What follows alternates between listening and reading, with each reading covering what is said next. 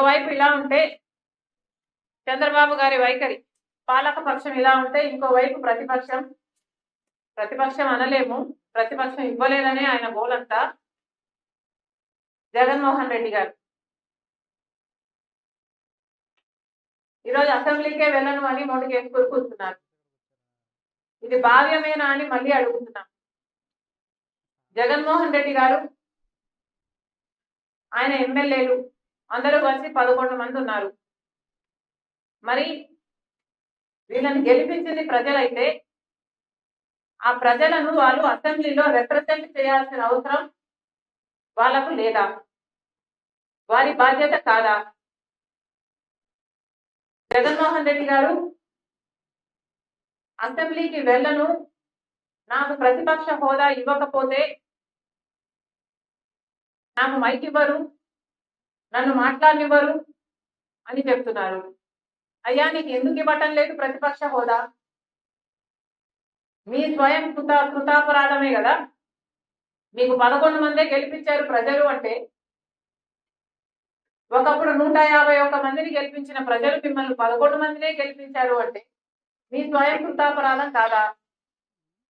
ఎన్ని మాటలు చెప్పారు మీరు ప్రజలకు? ఆఖరికి రాజశేఖర రెడ్డి గారి జలయజ్ఞం ప్రాజెక్టు నవరత్నాలలో అదొక రత్నం. 6 నెలల్లో రాజశేఖర రెడ్డి గారు వదిలి వెళ్ళిపోయిన ప్రాజెక్టులు అన్ని పూర్తి చేస్తామని చెప్పి కూడా మీరు పూర్తి చేయలేదు. ఇలా 1 కాదు 2 కాదు, పూర్తి మద్యపాన నిషేధం అని మోసం చేశారు. 3000 కోట్లతో ధర స్థిరీకరణ నిధి అని మోసం చేశారు. మెగా డిఎస్సి అని మోసం చేశారు. ఇలా ప్రజలు మీ అవినీతి అక్రమాలను గమనించారు కాబట్టే మీకు 11 సీట్లే ఇచ్చారు.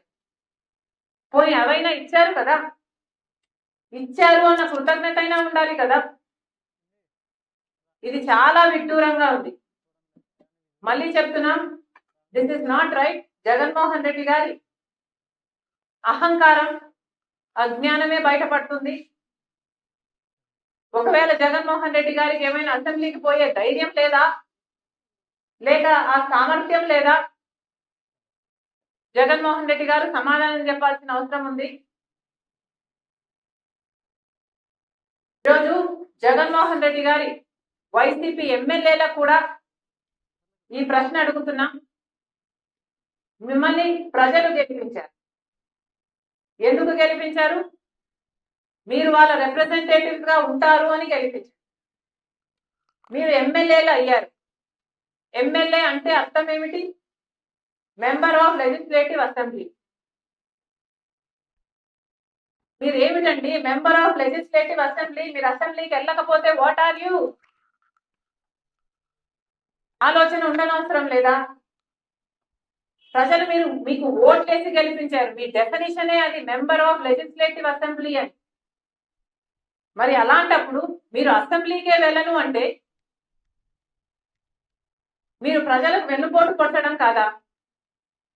మీరేమైనా ప్రజలకు ముందే చెప్పారా మేము ఓడిపోతే అసెంబ్లీకి పోము అని? చెప్పలేదు కదా. ప్రజలు ఏమనుకున్నారు? మిమ్మల్ని గెలిపిస్తే వాళ్ళని అసెంబ్లీలో మీరు రిప్రజెంట్ చేస్తారు అని కదా వాళ్ళు అనుకున్నారు. మరి అలాంటప్పుడు మీరు ఇప్పుడు అసెంబ్లీకి వెళ్ళకపోతే మీరు ప్రజలను మోసం చేసినట్టు కాదా? మీకు ఏ హక్కు ఉందండి మేము అసెంబ్లీకి వెళ్ళము అని చెప్పడానికి? జగన్మోహన్ రెడ్డి గారి అంటే అహంకారం అనుకోవచ్చు. మీ అందరికీ ఏమైంది? ఒక్కొక్క నియోజకవర్గం నుంచి మిమ్మల్ని గెలిపించింది నియోజకవర్గంలో ఉన్న సమస్యల గురించి మీరు ఫ్లోర్ ఆఫ్ ది అసెంబ్లీలో మీరు మాట్లాడాలి అని కదా. మీరు అక్కడెక్కడో మాట్లాడతాం, మా ఇంట్లో మాట్లాడతాం, పక్కింట్లో మాట్లాడతాం అంటే ఏమర్థం ఉందండి? మాట్లాడొద్దు అనటం లేదు, పోరాటాలు బయట చేయొద్దు అనటం లేదు, కానీ అసెంబ్లీలో కూడా చేయాల్సిన అవసరం ఉంది కదా. ప్రజలు మీరు పంపించిందే మెంబర్స్ ఆఫ్ లెజిస్లేటివ్ అసెంబ్లీ అయితే మీరు పోము అంటే ఎంత అజ్ఞానమో ఇది బయటపడుతుంది. మళ్ళీ చెప్తున్నాము, this is not right. YCP ఎమ్మెల్యేలకు కూడా చెప్తున్నాను, దిస్ ఇస్ అబ్సల్యూట్లీ రాంగ్. నిన్న బడ్జెట్ ప్రవేశపెడుతుంటే మీరు కనీసం అటెండ్ కూడా కాలేదు. ఇక బడ్జెట్ డిస్కషన్ కూడా మీరు అటెండ్ కాకపోతే అసలు ఈ బడ్జెట్ లో తప్పుంది అని అసెంబ్లీలో ఎవడు మాట్లాడేవాడే లేడు. This is ridiculous. వెళ్లాల్సిన అవసరం ఉంది. సర్కారు చేస్తున్నది అన్యాయం అయితే అన్యాయం అని చెప్పాల్సిన అవసరం ఉంది. సూపర్ 6 కేటాయింపులు ఎక్కడున్నాయని అడగాల్సిన బాధ్యత మీకుంది. ఇసుక దందా జరుగుతుందని చెప్పాల్సిన బాధ్యత ఉంది. బెడ్ షాపులు పుట్టుకొస్తున్నాయని మీరు ఫ్లోర్ ఆఫ్ ది అసెంబ్లీలో మాట్లాడాల్సిన అవసరం ఉంది. ఇవేవి మీ బాధ్యతలుగా కనిపించటం లేదా? మళ్ళీ చెప్తున్నాం, మీరు అసెంబ్లీకి వెళ్ళకపోతే రాజీనామాలు చేయండి. మీరు రాజీనామాలు చేయండి. ఈసారి మళ్ళీ మీరు నిలబడితే ప్రజలకు చెప్పండి, మేము అసెంబ్లీకి వెళ్ళము, మిమ్మల్ని గెలిపించినా మేము వెళ్ళము అని చెప్పండి. అప్పుడు మీరు ప్రజలు మీకు ఓటేస్తారేమో చూడండి. మీరు అలా రెఫరెండం తీసుకోగలిగితే ఇది చేయండి. కాబట్టి కాంగ్రెస్ పార్టీ డిమాండ్ చేస్తుంది, మీకు ధైర్యం లేకపోతే, మీకు ఆ సామర్థ్యం లేకపోతే వైసీపీ ఎమ్మెల్యేలు అందరూ రాజీనామాలు చేయండి. అసెంబ్లీకి వెళ్ళకపోతే మీరు మెంబర్స్ ఆఫ్ లెజిస్లేటివ్ అసెంబ్లీ కానే కాదు. ఈరోజు కాంగ్రెస్ పార్టీ ఒక లేఖ రాస్తుంది వైసీపీ ఎమ్మెల్యేలకు, మీరు అసెంబ్లీకి వెళ్ళకపోవడం తప్పు అని చెప్తూ వైసీపీ ఎమ్మెల్యేలందరూ కూడా కనీసం మీ ఇండిపెండెంట్ కెపాసిటీలోనైనా అసెంబ్లీకి వెళ్ళండి, ప్రభుత్వాన్ని నిలదీయండి. Thank you.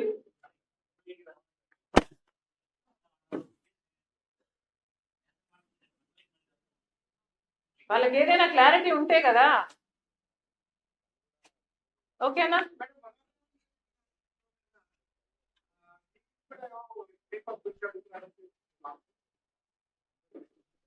సోషల్ మీడియాలో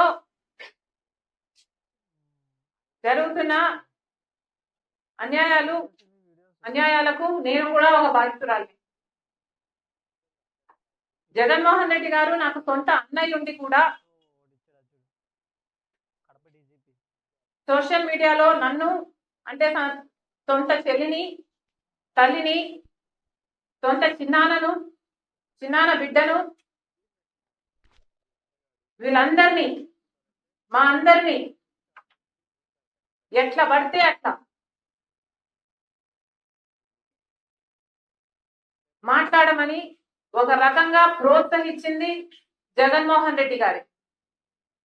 ఒక్కసారైనా నిలబడి ఇది అన్యాయము, ఇలా చేయడానికి వీల్లేదు అని ఒక్కసారైనా జగన్మోహన్ రెడ్డి గారు నోరు విప్పుకుంటే ఇవి ఆగేది. కానీ అసెంబ్లీలో జగన్మోహన్ రెడ్డి గారు నోరు విప్పలేదు. సోషల్ మీడియాలో ఇంత నీచంగా వ్యవహరిస్తున్న వాళ్ళ మీద కూడా జగన్మోహన్ రెడ్డి గారు నోరు విప్పలేదు.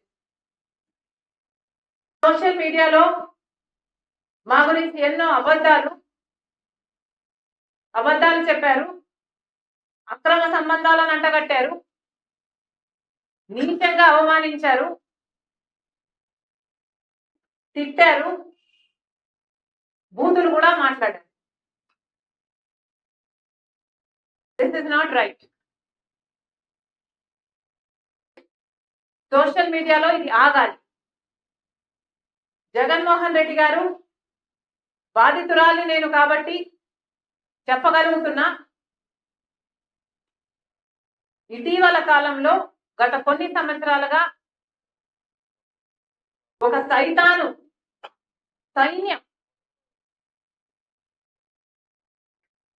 వైసీపీ ఏర్పరచుకుంది.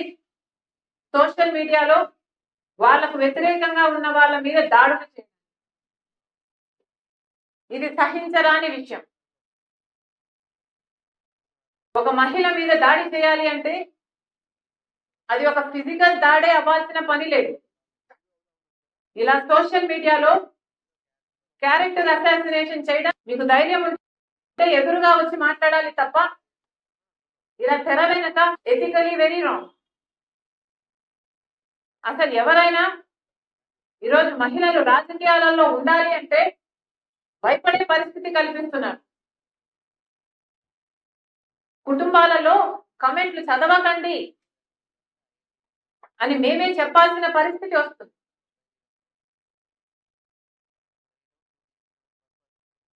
మళ్ళీ చెప్తున్నా, ఈరోజు police department, He's taken this very seriously. We are happy about it. కానీ ఏ పార్టీ అయినా కూడా, వైసీపీ అయినా, తెలుగుదేశం అయినా, కాంగ్రెస్ అయినా, ఎనీథింగ్, సోషల్ మీడియాలో ఒక లిమిట్ ఉండాలి, ఒక రెగ్యులేషన్ ఉండాలి. లేనప్పుడు యాక్షన్ తీసుకోవాలి. ఇప్పుడు కొంతమందిని పట్టుకున్నామని చెప్తున్నారు, చాలా సంతోషం. వీళ్ళంతా విషనాకులే, కానీ వీళ్ళని కాదు, అనకొండాలను పట్టుకోవాలి. పెద్దవాళ్ళు ఎవరో వాళ్ళను పట్టుకోవాలి, శిక్షించాలి. అప్పుడే ఇది ఆగుతుంది. లేకపోతే ఈ సైతాన్ సైన్యం ఈ అరికట్టడం అసాధ్యం. Thank you. చెప్పాను కదమ్మా.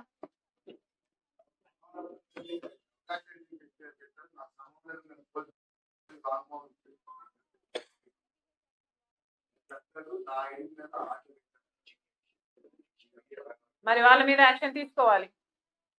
పోలీసులు ఉన్నది అందుకే కదా, ఎంక్వైరీ చేయాలి.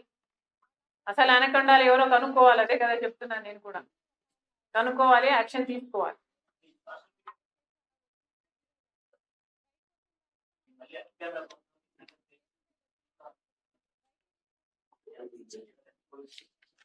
ఇది చాలా చాలా అన్యాయం.